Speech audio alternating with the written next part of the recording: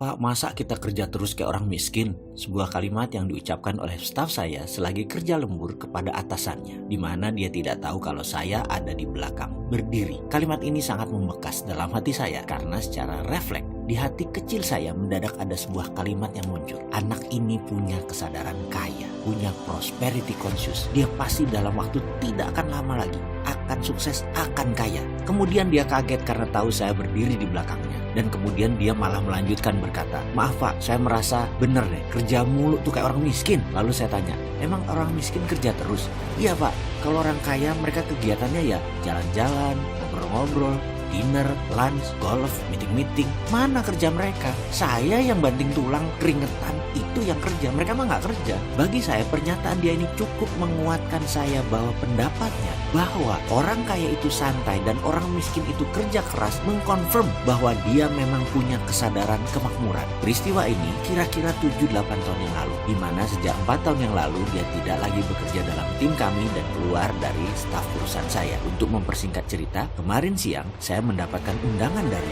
perusahaannya berusia 2 tahun, ulang tahun hari itu. Ada potong tumpeng di bilangan Lebak Bulus. Karena selewatan dalam perjalanan pulang, ya saya mampir. Saya tiba menjelang maghrib. Kantor rumahan ternyata sudah menjadi miliknya. Bidang usahanya sama dengan yang saya punya. Pantesan pimpinan perusahaan saya nyolot banget waktu dia berhenti dan membuat usaha yang sama. Kalau saya nggak marah lah, malah peluang. Nanti saya cerita kenapa ya. Kembali ke dirinya yang mulai dari staf rendahan, punya aset dan bisnis jalan seperti ini. Saya kagum. Tapi saya nggak heran karena sejak 7 tahun yang lalu saya sudah tahu dia punya prosperity conscious. Kemakmuran baginya adalah kepastian. Itulah attitude-nya yang nempel pada dirinya. Hanya kita pengen tahu ke depannya, dia ini ban putih, ban hijau, atau ban hitam level prosperity conscious-nya. Yang pasti dia bisa naikkan levelnya. Dan yang lebih penting lagi, dia sudah punya attitude kaya.